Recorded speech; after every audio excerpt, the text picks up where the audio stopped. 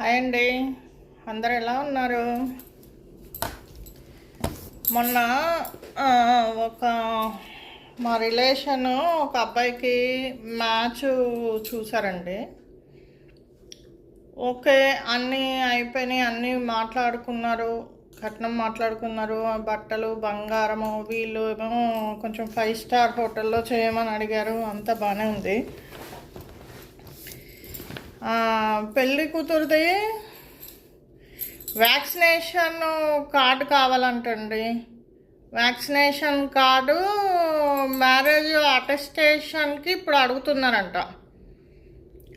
ఇది నేను లేటెస్ట్గా వింటున్నాను ఈ న్యూస్, నాకు తెలియదు. మా అప్పుడైతే ఏమీ లేదండి. 10th క్లాస్ది మేము జిరాక్స్ తీసిస్తే చాలు, మ్యారేజ్ రిజిస్ట్రేషన్కి అది 10th క్లాస్ తీస్తే చాలు. ఇప్పుడు కొత్తగా వీసా ఎంబసీలోనంట అది వ్యాక్సినేషన్ కార్డు కూడా అడుగుతున్నానంటండి.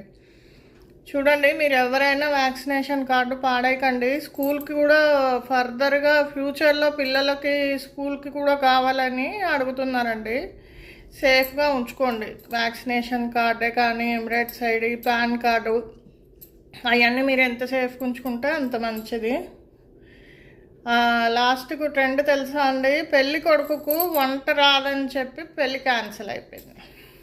ఇంతకుముందు అమ్మాయికి వంట రాకపోతే క్యాన్సిల్ అయిపోయేది, ఇప్పుడు అబ్బాయికి వంట రాకపోతే పెళ్ళి క్యాన్సిల్ అయిపోతుంది. కలికాలం, ఏం చేస్తాం?